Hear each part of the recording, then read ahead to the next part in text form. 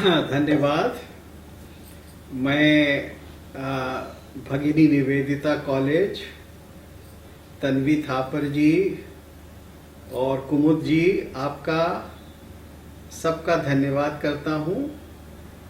और मैं अपना वक्तव्य प्रारंभ करता हूं एक मंगलाचरण से भगवान शंकर के गंगा तरंग रमणीय जटाकलापम गौरी निरंतर विभूषित वाम भागम नारायण प्रियमनंग मदापहारम वाराणसी पुरपतिम भज विश्वनाथम। तो ये वाराणसी के कॉन्टेक्स्ट में चर्चा हो रही है, कुमुद जी का प्रिय स्थल है और इसलिए वाराणसी के जो स्वामी हैं, पुरपति हैं भगवान शंकर, उनको हम नमस्कार करके आज की चर्चा आरंभ करते हैं। अब मुझसे कहा गया कि मैं सितार के इतिहास पर और सितार के बारे में कुछ बोलूं।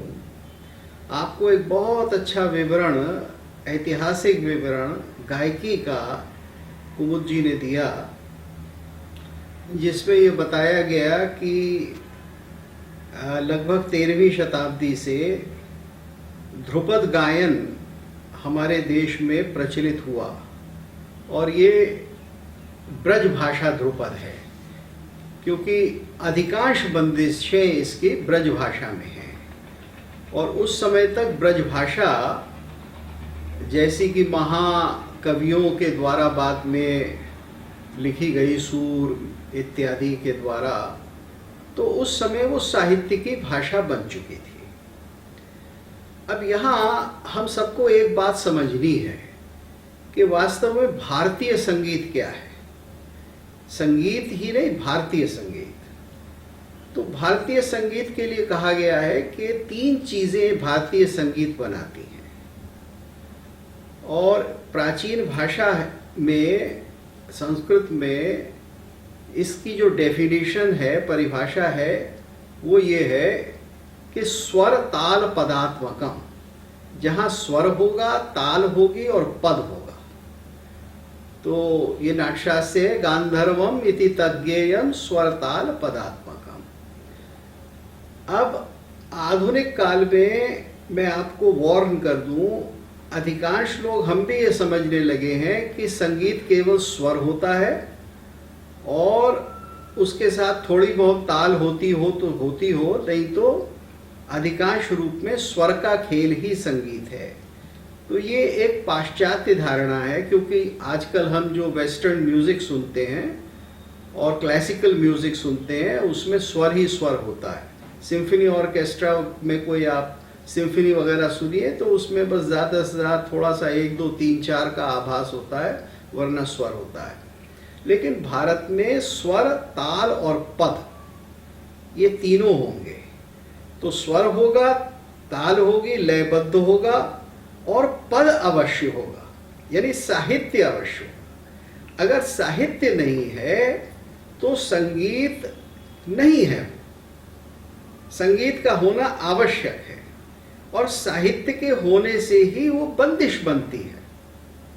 स्वर और ताल को जो बांधता है वो पद बांधता है, क्योंकि स्वर और ताल किसी बंदिश या किसी पद या किसी साहित्य के छंद के चारों तरफ चलते हैं और वो सब मिलकर एक उनका रिश्ता बनता है तीनों का, और वो रिश्ता स्थायी होता है, बना दिया जाता है, ध्रुव होता है। इसीलिए उसको हम ध्रुवा भी कहते हैं। प्राचीन काल का शब्द है ध्रुवा, ध्रुव, यानी कौन सा सुर होगा, पद क्या होगा साथ में, और ताल क्या होगी, ये तीनों आपस में बंधे हुए हैं। और फिर बाद में हम आजकल 200 साल से उसको बंदिश कहने लगे। लेकिन बंदिश का मतलब है वही बंधा हुआ, बांधा हुआ है, बंध है। और इसी तरह से पहले उसको हम बंध कहते थे, तरह तरह के बंध हुआ करते थे, यानी साहित्य और संगीत और स्वर ताल के बंध। और वही उसी में ध्रुपद था। ध्रुव का भी वहाँ मतलब है कि पद में स्वर और ताल बांध दिए गए हैं और उसमें स्थाई, अंतरा, संचारी और आभोग उसके 4 चरण होते थे। इससे पहले जो गायन था उसके 16 या 32 या 64 चरण होते थे। यानी साहित्य का बहुत बड़ा उसमें एक आधार होता था। तो अब जब हम ख्याल की दुनिया में आते हैं तो क्या होता है, बंदिश का महत्व कम हो जाता है। तो ख्याल में स्थाई और अंतराई है, और आजकल तो लोग स्थाई स्थाई गाते हैं, और कुछ घरानों में तो स्थाई की भी एक लाइन ही गा देते हैं, करीम नाम तेरो, और उसके आगे बस अल्लाह ही अल्लाह है, कुछ नहीं होता। तो साहित्य का जो एक स्थान है, आधार है, वो बंदिश में बहुत कम हो गया है, या गायकी में बहुत कम हो गया है। अब बात आती है सितार की या किसी भी वाद्य की। तो संगीत क्या है, ये तो मैंने आपको बताया, स्वर, ताल और पद, ये इसी क्रम में होंगे। स्वर सबसे प्रधान है, ताल उसकी शक्ति है। अगर स्वर शिव है तो ताल शक्ति है, और उसको आधार उसका जो है वो पद है। अब कोई भी साज या वाद्य क्या करेगा? भारत के अंदर यह परंपरा है कि साज जो है वो एक गायन को, गायन की शैली को या गाई हुई बंदिश को अनुकरणीय करेगा, उसका अनुकरण करेगा, उसको फॉलो करेगा। ये भारतीय संगीत का आधार है।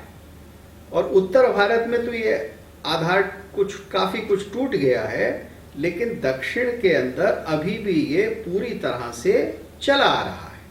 तो दक्षिण में कोई ऐसी परंपरा नहीं है कि जो भिन्न थी, वो भारतीय परंपरा थी, दक्षिण में वो सरवाइव करती है, रहती है। उत्तर भारत में वो थोड़ी छिन्न भिन्न हो गई है। तो इसलिए दक्षिण में आप देखेंगे कि कोई साज भी बजाएगा, वीणा बजाएगा, वायलिन बजाएगा, तो वो कृति बजाएंगे।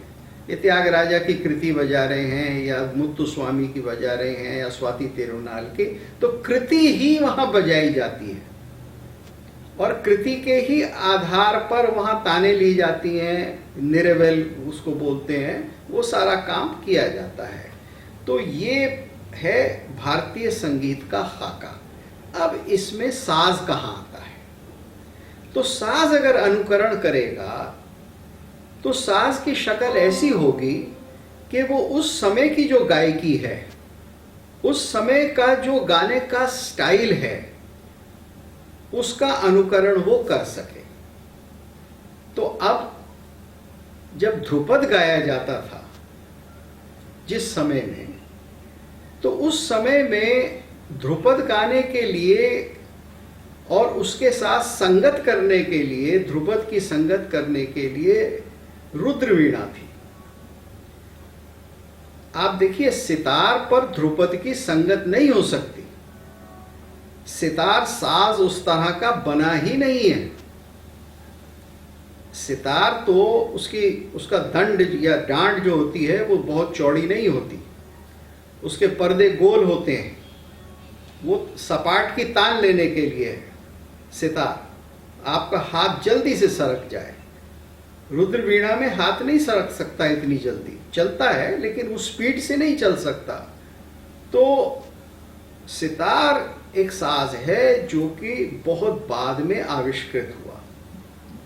ध्रुपद के समय में केवल रुद्र वीणा थी, और इसका प्रमाण मैं तन्वी जी से कहूंगा कि वो आपको कुछ चित्र दिखाएंगी। अभी मध्यकाल के अंदर जो पेंटिंग्स हुई, लघु चित्र जिनको हम कहते हैं, वो लघु चित्र में कहीं जहां भी संगीत दिखाया जा रहा है, जहां भी किसी राग का वर्णन है, यानी राग का ध्यान दिखाया गया है, तोड़ी इत्यादि का, मालकोंस इत्यादि का, अथवा कोई गाते बजाते लोग दिखाए गए हैं, तो वहां आपको केवल रुद्र वीण ही मिलेगी। हाँ, दिखाइए।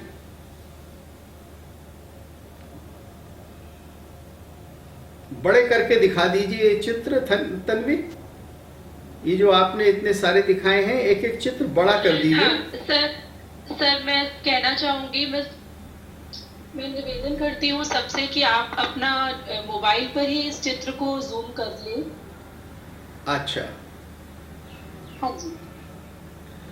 तो आप देखेंगे कि ये आप जूम करके देखते जाइए, आप देखेंगे कि यहाँ हर जगह रुद्र वीणा है। अगर कोई एकाकी बजा रहा है तो वो भी रुद्र वीणा है। रुद्र वीणा के दो तोमे हैं, एक कंधे के ऊपर रखा जाता है, एक नीचे जमीन पर या जंघा के ऊपर, उरु के ऊपर रखा जाता है। तो इस तरह से आप देखेंगे कि सारे समय हमें 18वीं शताब्दी तक किसी भी मेडिवल पेंटिंग में हमें सितार नहीं मिलता। तो ये आपने देख लिया हो तो मैं फिर आगे, हाँ आगे मैं अपना व्याख्यान जारी रखता हूं। तो आप ये देखेंगे कि ये ऐतिहासिक प्रमाण है कि सितार अमीर खुसरो के द्वारा नहीं आविष्कृत किया गया। अब फिर कैसे ये भ्रांति हो गई कि अमीर खुसरो साहब इसके आविष्कारक हैं? तो वास्तव में स्थिति ये है, अभी आपने नाम सुना अदारंग और सदारंग का गायकी के लिए, तो अदारंग और सदारंग के, हाँ देखिए ये देखिए अब ये आ गई, ये दिखा रही है, देखिए ये खड़े होकर वादन हो रहा है यहाँ रुद्र वीणा का, क्योंकि मुगल दरबारों में गायक जो था वो बैठ नहीं सकता था हुजूर के सामने, बादशाह के सामने, वो एक तौहीन समझी जाती थी। उनको खड़े होकर गाना पड़ता था, खड़े होकर बजाना पड़ता था। तो ये वीणा बजा रहे हैं। अब ये अलग कोई संत हैं। हाँ एक मिनट रुकिए, अब ये देखिए, ये दिखाया, एक मिनट जरा पीछे जाइए, एक, हाँ ये देखिए, अब ये स्त्रियां हैं, एक पीछे जाइए, पीछे please go back by one slide please. हाँ नहीं, हाँ नेक्स्ट, चलिए हाँ रुक जाइए। ये खड़े होकर बजा रहे हैं और ये देखिए इसके अंदर भी एक कोई सलाम कर रहा है, और ये एक योगिनी की तरह से एक कन्या है जो कि जिसके कंधे पर रुद्रवीण है। तो कंधे पर रुद्रवीण रखना, कांधे सजाए बीन, इस तरह की बहुत सारी बंदिशें हमें मिलती हैं। तो ये वीणा थी। तो और दिखा दीजिए इनको। हाँ हाँ नेक्स्ट। चलिए ये आपने चित्र देख लिया, ये बहुत स्पष्ट चित्र है। इसके अंदर कोई बैठे हैं, दरबारी हैं या कोई गायक हैं, वो गा भी रहे हैं मुझे ऐसा लगता है, और रुद्रवीण भी बजा रहे हैं। कितने बड़े बड़े तोमे हुए करते थे उस समय, जिससे कि आवाज़ पूरी तरह फैल जाए। तो अब ये आपने देखा। अब मैं अपनी बात पर लौटता हूँ, तो ये हटा दें और फिर हाँ ये भी देख लीजिए। ये तो तानपुरा बजा रहे हैं, और ये जो चित्र है इसमें एक रुद्रवीणा बजा रहा है, और दूसरा जो चित्र है इसके अंदर एक साज बज रहा है जिसको हम रबाब कहते हैं। ये रबाब है, ये सितार नहीं है, ये रबाब साज है। तो रबाब क्या कहते हैं, सेंट्रल एशिया से आए हुए साजों में से है। वैसे रबाब जैसे साज भारतवर्ष में, सरोद जैसे साज भारतवर्ष में बहुत लंबे समय से, 1500 साल से रहे हैं। हमारे जो पुराने मूर्ति कला के उदाहरण हैं उसमें आपको ऐसे साज भी मिलते हैं। तो आगे और हों, 1 2 4 तो दिखा दीजिए। हाँ देखिए अब ये बहुत स्पष्ट है। मेरे ख्याल से ये किसी रागिनी का ध्यान है, शायद तोड़ी रागिनी है मेरे ख्याल से ये, जिसमें ये दिखाया गया है कि हिरन मोहित होकर रागिनी को सुन रहा है और बजाने वाली के कंधे पर बीन है। हाँ अगला कोई अगर स्लाइड हो तो दिखाइए। हाँ ये देखिए, ये बहुत स्पष्ट है। ये कोई वैष्णव संत या वैष्णव स्त्री है, वो रुद्रवीण बजा रही है। तो रुद्रवीण, ये जो रुद्रवीण है इसके अंदर भी कोई बहुत ज़्यादा मुझे 5 या 6 या 7 तार नहीं लगते, शायद इस जमाने में रुद्रबीन में इस प्रकार की रुद्रबीन में तरफ के तार नहीं हो सकते थे, और ना ही क्या कहते हैं, रुद्रबीन में तो खैर अब भी तरफ के तार नहीं होते, चिकारी भी नहीं मुझे लगता है कि होगी। हाँ, अगला दिखाएं। अगली पेंटिंग अगर कोई हो। अच्छा, लगता है आपकी पेंटिंग्स पूरी हो गई हैं, तो अब हम ये एक संभ्रांत, यानी कोई राजकुमारी कहें या कोई बहुत राजघराने की महिला अपने रुद्रबीन बजा रही है, अभ्यास कर रही है। महिलाएं बहुत ही निष्णात होती थीं रुद्रबीन बजाने में। हाँ, अगला दिखाएंगी।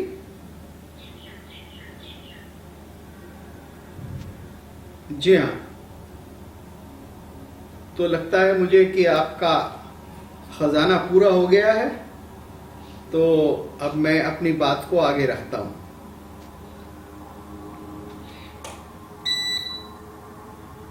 हाँ जी, हेलो। हाँ, तो अब देखिए, मैं आपसे ये जिक्र कर रहा था कि ये भ्रांति कैसे पैदा हो गई कि अमीर खुसरो ने सितार का आविष्कार किया।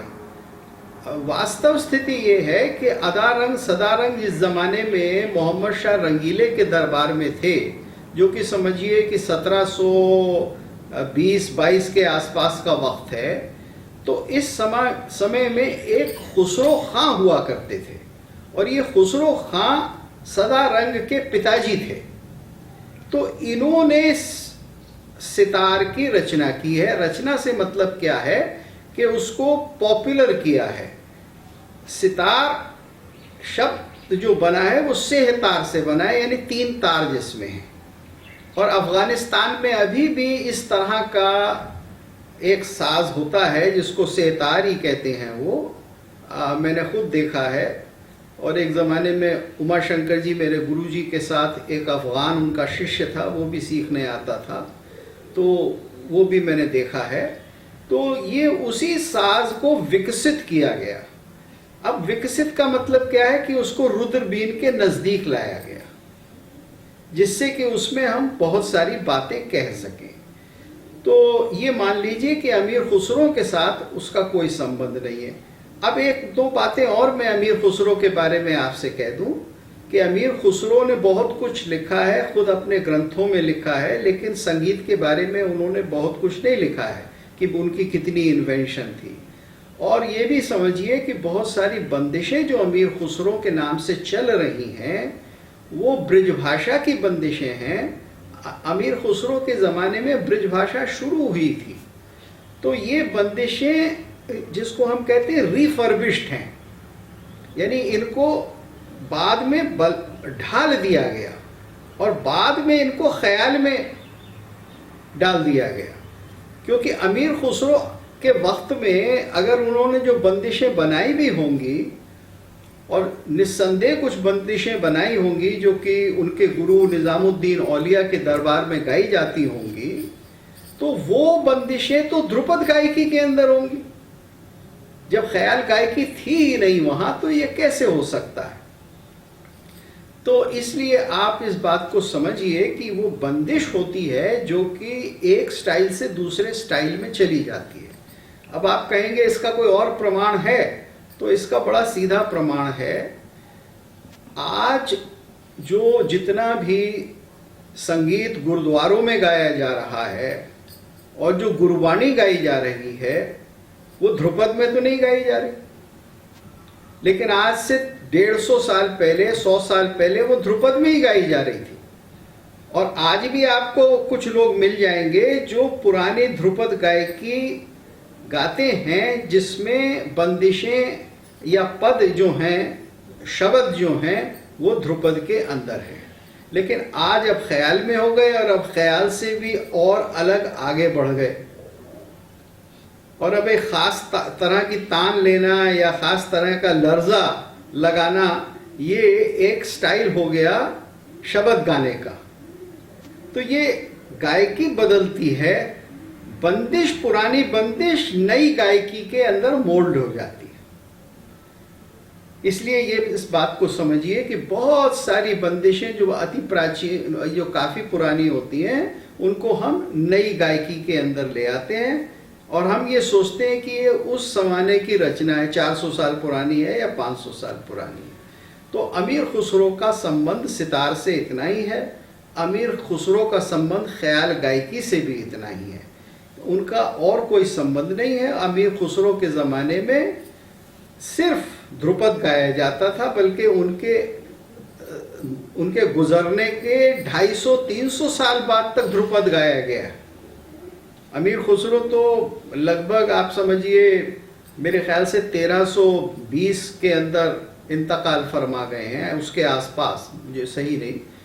तो ध्रुपद गायकी तो आपके 18वीं शताब्दी तक चलती रही है, जबकि उसके बाद जब शर्की और अदारंग सदारंग का उदय हुआ। और गायकी के अंदर एक बहुत बड़ा परिवर्तन इसलिए भी होता है कि साहित्य में भी एक बहुत बड़ा परिवर्तन हो रहा था। ध्रुपद का जो संगीत था वो भक्ति काल के साहित्य के साथ जुड़ा हुआ था। जो भक्ति काल के ग्रेट्स जिनको हम कहते हैं, तुलसी, मीरा, सूर और कबीर, ये 4 भक्ति काल के महाकवि हैं। और फिर इसके बाद साहित्य के अंदर केशवदास और बहुत सारे आगे रीतिकालीन कवि आ जाते हैं। सारा टेम्पर बदल जाता है, वो भक्ति की रचनाएं नहीं रहती और भक्ति से हटकर हम श्रृंगारिकता की ओर आ जाते हैं। तो राधा और कृष्ण तो रहते हैं और राधा कृष्ण की लीला के ऊपर बंदिशें भी बनती हैं, अदारंग सदारंग और जितने भी पिया हैं और जितने भी रंग हैं, मतलब ये रंग और पिया उपनाम में बहुत चलते थे ना, तो वो सब कृष्ण पर लिखते हैं। लेकिन मिजाज उनका क्या हो जाता है, मिजाज उनका श्रृंगारिक हो जाता है, उसमें भक्ति इतनी नहीं रहती, उसमें अलंकारिकता आ जाती है। तो जब अलंकारिकता आती है तब आप साहित्य को भी थोड़ा सा पीछे छोड़ देते हैं।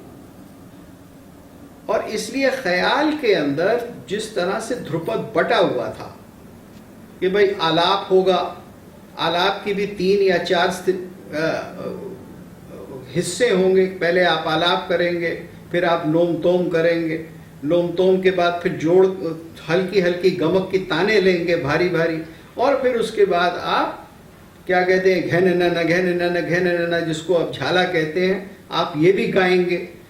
और फिर आप बंदिश यानी फिर आप ध्रुपद का जो पद है उसको गाएंगे और फिर उसमें बोल बांट करेंगे, उसमें ताल दिखाएंगे, लयकारी दिखाएंगे और वहां उसको समाप्त कर देंगे। फिर इस तरह से ध्रुपद का एक बड़ा अच्छा ऑर्डर बना हुआ था, जो ख्याल आने से उन्होंने बदल दिया। वो शुरू हो जाते हैं, बंदिश से ही शुरू हो जाते हैं, मुखड़ा पकड़ा उन्होंने और फिर आलाप को उसी में ले लिया और फिर उसके बोल बांट जोड़ किया, फिर बोल बांट की और फिर तानों में आ गए। तो ये ख्याल की जो ताने हैं ये सब कवाल बच्चों से ली गई हैं। और ये तरह तरह की जो तान आप लेते हैं, सपाट की तान होगी, उल्टी तान होगी, सूत की तान होगी, मीट की तान, 10 किस्म की तानें घरानों के हिसाब से जो बनी हैं। तो तानकारी को इतना बड़ा कर दिया गया ख्याल में कि कुछ लोगों ने अपना नाम ही रख दिया तान कप्तान। कुछ बंदिशें सुनने में आती हैं तान कप्तान के नाम से, कि वो तान कप्तान की बंदिश है, कि वो तान ही उनकी बहुत बड़ी चीज थी। और आज जो ख्याल गायकी है वो तान के अंदर ही उलझ कर रह गई है। क्योंकि होता क्या है कि आपने विलंबित की बंदिश ली, विलंबित की बंदिश को आपने पहले छोटी यानी दुगन की तान ली मेल करके, फिर चौगुन की तान ली, फिर अठगुन की तान ली और वो विलंबित में दिखा दी। फिर आपने द्रुत की बंदिश ली और द्रुत की बंदिश को ही आपने सारी ताने वही फिट कर दी। क्योंकि द्रुत है वो चौगनी है, वो चौगनी होने से वो दुगन में वैसी की वैसी फिट हो गई। तो एक ही तान आप गा रहे हैं शुरू से आखिर तक। तो ये ख्याल गायकी में जो अब चलन है, और मेरे ख्याल से ये शायद 100-150 साल से ये चलन है, ये तानकारी की गायकी का चलन है, जो ध्रुपद में नहीं थी। ध्रुपद के अंदर हमेशा साहित्य को लेकर उसका मर्म और भाव दिखाया जाता था। साहित्य के लिए शब्द के ऊपर जोर था और भाव को बढ़ाया जाता था। लेकिन आज की जो गायकी है वो अलंकार की गायकी इसलिए ख्याल में हो गई है। तो अब ये तो मैंने आपको भूमिका बताई। अब प्रश्न ये उठता है कि इसमें सितार कहाँ आता है। तो देखिए, सितार का जो प्रारंभ है वो होता है ठुमरी के साथ मिलकर। हम सितार को ठुमरी के बिना नहीं सोच सकते।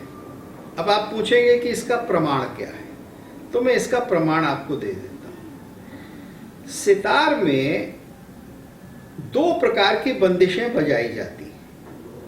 बंदिश की बात कर रहा हूं। एक तो मसीद खानी जो विलंबित की होती है, जो 12वीं मात्रा से उठती है।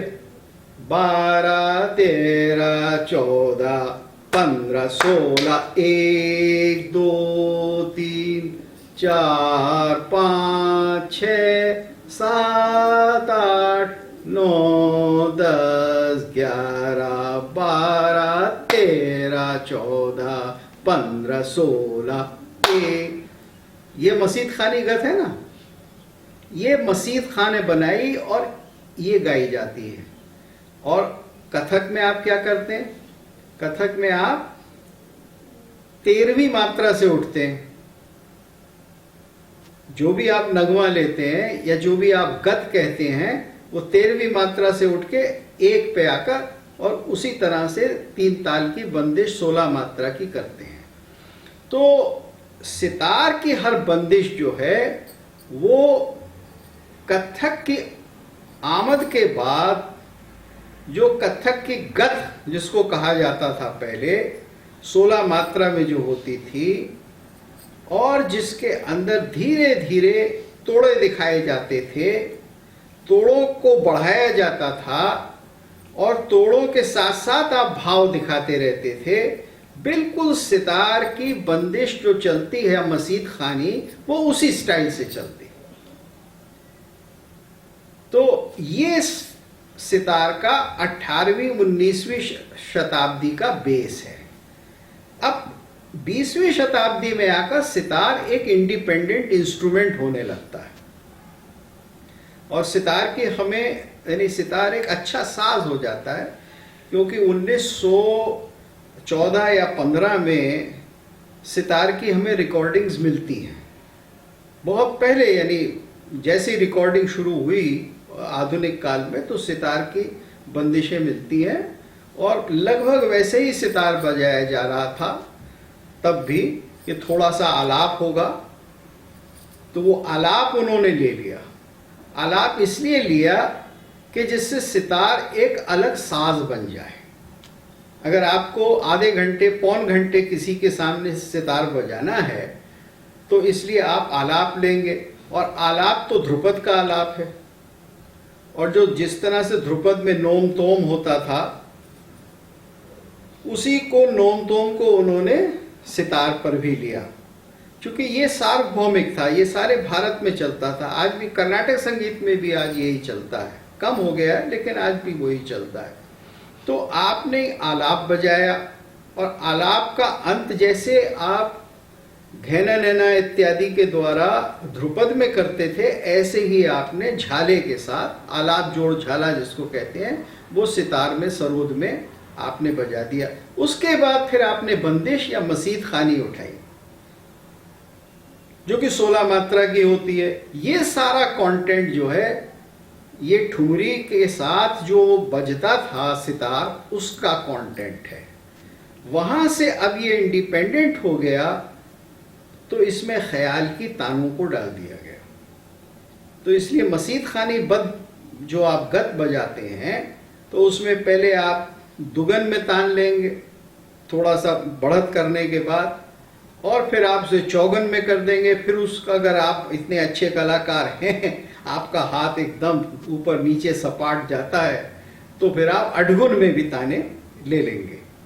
तो इस तरह से सितार के अंदर विलंबित में ये तान हुई।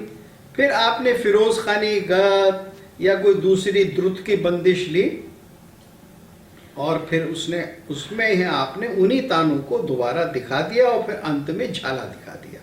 तो ये गायकी 20वीं शताब्दी के अंदर आई है सितार में। ये 18वीं 19वीं शताब्दी में सितार एक एकम्पनिंग इंस्ट्रूमेंट था, जो कि कथक की परफॉर्मेंस, यानी जो नर्तकी है, जो रक्कासा है, जो नाच रही हैं, उनको एकम्पनी करता था। याद रखिए कि उस जमाने में हारमोनियम नहीं था, सारंगी थी और सितार था। तो सितार कथक के तोड़ों के साथ ही चलता था। और आज भी जो तालीम दी जाती है सितार के लोगों को, तो उसमें वही तोड़े सिखाए जाते हैं जो कथक के भी तोड़े होते हैं। और इसीलिए सितार के साथ तबले का संबंध हो गया, क्योंकि ये संबंध कथक के साथ आया है। तो ये है सितार का इतिहास। अब इसके अंदर आधुनिक काल में बहुत बड़ी वृद्धि क्या होती है? इसमें वृद्धि ये होती है कि रामपुर घराने में अलाउद्दीन खां तालीम लेने जाते हैं वजीर खां से, और वजीर खां बीनकार थे। तो वहां उनको जो पूरी तालीम मिलती है वो रुद्रबीन की तालीम मिल जाती है, जिसमें आलाप है, जोड़ है, झाला है, बंदिश है, यानी ध्रुपद की बंदिशें हैं। अब उन ध्रुपद की बंदिशों की जगह मसीद खां की बंदिशें भी चूंकि प्रचलित थी, तो इसलिए सरोद और सितार में वो मसीद खानी गत आ जाती है, और फिर फिरोज खानी गत और इस तरह की और गतें बजाई जाती थी। तो ये मॉडर्न शक्ल इस समय में बन जाती है। इसके साथ साथ जो विष्णुपुर घराना था बंगाल के अंदर, वहाँ भी बहुत अच्छे अच्छे सरोदिये हुए, बहुत अच्छे अच्छे वादक हुए। तो उन्होंने भी इसी ट्रेडिशन को जारी रखा। तो सितार का जो ट्रेडिशन है वो 1950 तक आकर सितार को एक इंडिपेंडेंट इंस्ट्रूमेंट बना देता है। तो सितार फिर एक सोलो इंस्ट्रूमेंट हो जाता है, एकम्पनी इंस्ट्रूमेंट बिल्कुल नहीं रहता। और फिर सितार को घंटा भर, 2 घंटा या 4 घंटा उसकी कॉन्सर्ट चलने लगती है। साथ साथ में मॉडर्न माइक्रोफोन आता है, तो सितार की शक्ल भी बदल जाती है। उसके अंदर बहुत सारी तरबें लगा दी जाती हैं। 19वीं शताब्दी में जो सितार हमें मिलते थे उनके अंदर तरब नहीं होती थी, जिसको सिंपैथेटिक स्ट्रिंग कहते हैं। तो इस तरह से सितार की शक्ल बदल जाती है। और फिर सितार में जोड़े के तार के अलावा एक पंचम और एक अति मंद्र का तार भी जोड़ दिया जाता है, जिससे कि आप अति मंद्र के अंदर आलाप कर सकें, जैसा कि रुद्र वीणा में कर सकते थे। तो सितार रुद्र वीणा की गायकी को पूरी तरह से अपने साथ ले लेता है।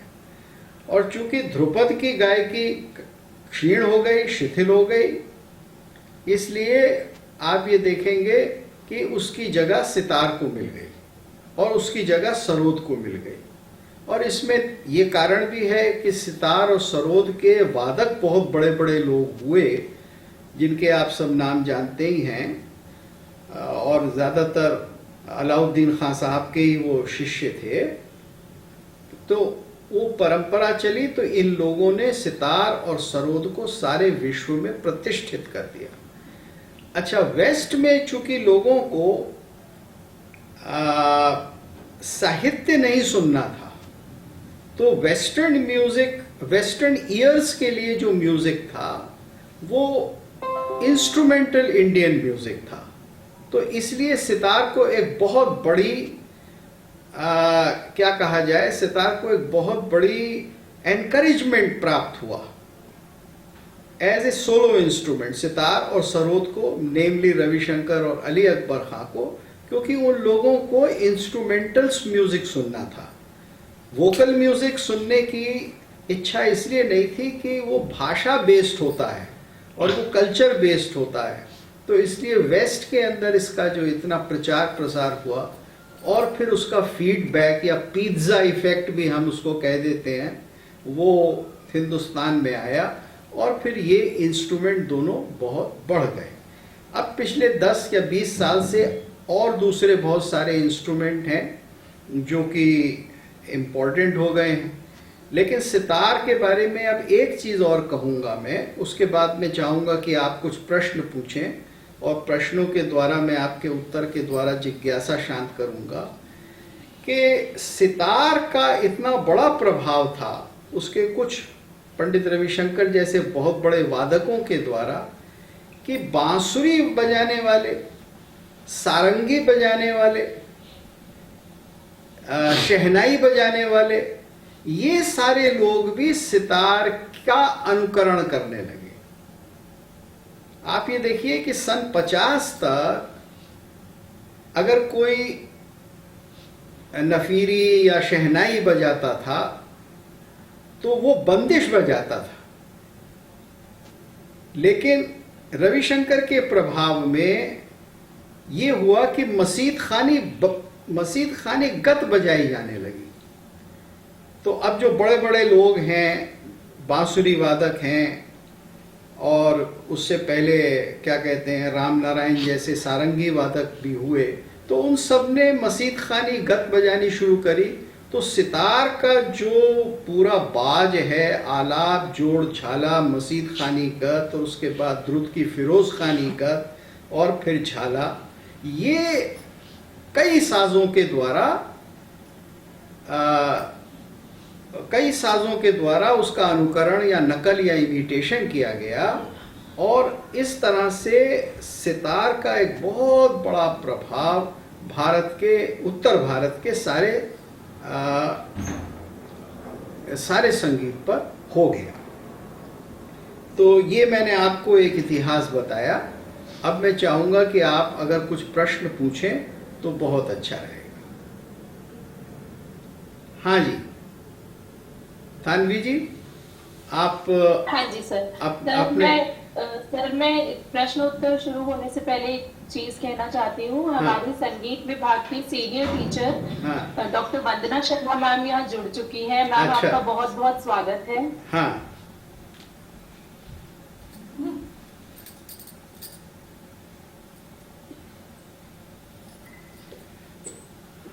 हाँ, वंदना जी प्रणाम। हम आपका थोड़ा सा ही चेहरा देख पा रहे हैं, केवल आपका उज्जवल मस्तक दिखाई दे रहा है। हाँ, अब ठीक है। जी हाँ, कुमुद जी मुझको लगता है चली गई हैं, उनको कहीं जाना था शायद। हाँ। ओके। हाँ। किसी का भी कोई प्रश्न हो तो वह चैट बॉक्स में डाल दें, नाम डाल दें। हाँ, चैट बॉक्स में, या आप उसे पढ़ देंगी थानवी जी, क्योंकि मुझे चैट बॉक्स नजर नहीं आ पा रहा है। नहीं सर, पढ़ूंगी मैं ही सर। हाँ, पढ़ूंगी मैं। हाँ, आप ही पढ़िएगा। हाँ जी, हाँ जी, हाँ जी। सर, लिप्सा का आपसे कोई क्वेश्चन? हाँ जी, लिप्सा बताइए। लिप्सा।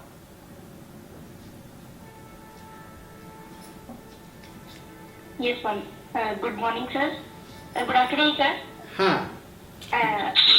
मेरा नाम लिप्सा सती है। मैं बीए प्रोग्राम 3rd ईयर की छात्रा हूँ और म्यूजिक की। और मेरा सर आपसे ये सवाल था कि सर, जो सितार होता है, सितार के नीचे जो हम बड़ा सा तुम्बा देखते हैं जो कद्दू का बना होता है, वो सर बहुत बड़ा होता है। तो उसका भी कोई रीजन है क्या? उसके पीछे कोई धुन से रिलेटेड या उसका क्या रीजन है? देखिए, ये जितने भी तोंबे हैं, चाहे रुद्रबीन में हो या सितार में हो या सरोद में हो, सरोद में तोंबा नहीं होता, वो लकड़ी का बना देते हैं, ये सब आवाज को की प्रतिध्वनि, रेजोनेशन के लिए होते हैं।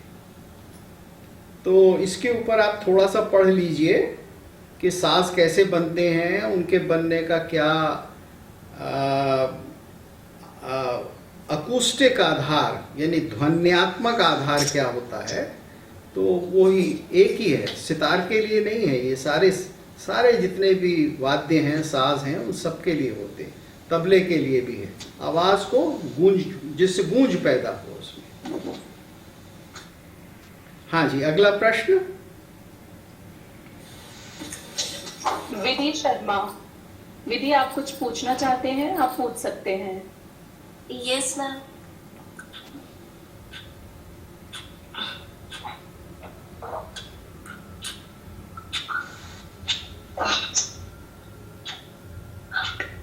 हाँ बोलिए। Good afternoon sir. Good afternoon Vidhi, बोलिए। सर मेरा नाम विधि शर्मा है। जी, मैं जी। प्रोग्राम म्यूजिक फर्स्ट ईयर की स्टूडेंट हूँ। जी सर मेरा मेरा क्वेश्चन ये है कि अगर हम सितार खरीदने जाए तो हमें मतलब क्या उस किन बातों का ध्यान रखना चाहिए कि सही सितार है वो और आपके हमें जो कैसे जान। हाँ, आपके जो गुरुजी होंगे सितार के सिखाने वाले, उनसे पूछिए, वो बताएंगे। क्योंकि वो ही बताएंगे कैसा सितार खरीदें, आपके लिए कौन सा उपयुक्त है, क्या है। ठीक है। हाँ, वो एक जवाब नहीं होता है, वो व्यक्ति के हिसाब से होता है और उसका निर्णय गुरु ही करते हैं, जो आपको सिखा रही हैं या सिखा रहे हैं। हाँ, हाँ जी, अगला। अगला प्रश्न। और किसी का भी कोई प्रश्न है वो पूछ सकते हैं।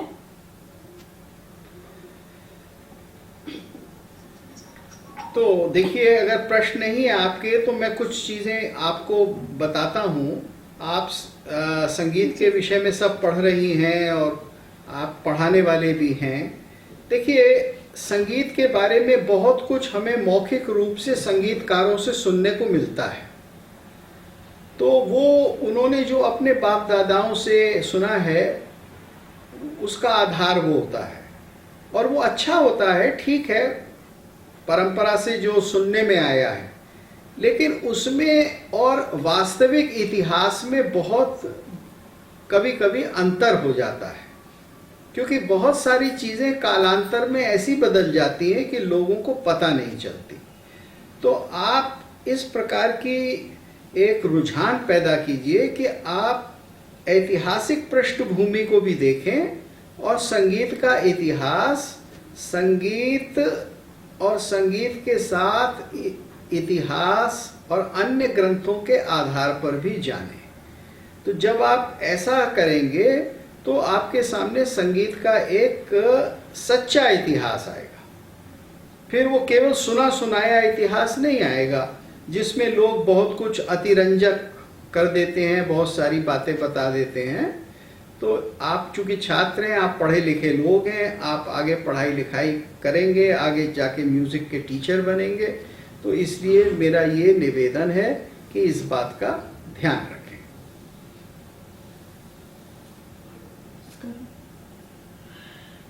जी, और प्रश्न है? बहुत बहुत धन्यवाद सर आपका।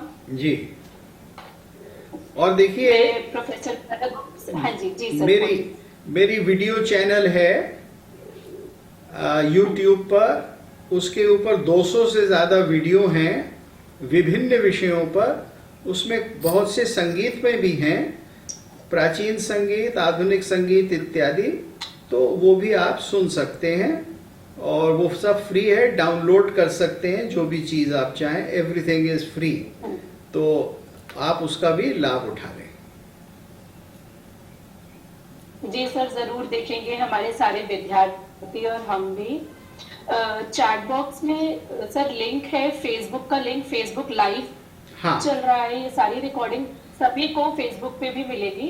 तो आप चैट बॉक्स का लिंक पे क्लिक करेंगे तो आप लोग सभी विद्यार्थियों से निवेदन है कि आप वो लिंक पे जाइए और देख सकते हैं। मैं प्रोफेसर भरत गुप्त सर एवं कुमुद मैम का बहुत बहुत धन्यवाद करती हूँ। आपने अपने बहुमूल्य विचारों एवं अपने ज्ञान को हमारे साथ साझा किया, इस वेबिनार को सफलतापूर्वक आयाम तक पहुंचाया। इसके लिए मैं आप दोनों की सर मैम बहुत बहुत आभारी हूँ। इससे हमारे विद्यार्थियों और श्रोतागणों को सितार एवं गायन के घराने, उनकी जो शैलियां हैं, उन सबका संबंध मैं समझती हूँ कि बहुत सफल जानकारी हम सबको प्राप्त हुई है। और मैं सभी का धन्यवाद करना चाहूंगी, जो भी हमारा कॉलेज का स्टाफ जुड़ा है, हमारे विद्यार्थी, हमारे श्रोतागण जिन्होंने अपना समय निकाला और धैर्यपूर्वक उसमें आए। और सबसे ज्यादा धन्यवाद मैं करना चाहूंगी हमारी प्रधानाचार्य, जिन्होंने मुझे ये मौका दिया कि इतने उच्च कोटि के कलाकारों को मैं सुन पाई और इस वेबिनार को यहाँ तक पहुँचा सकी। धन्यवाद आप सभी का।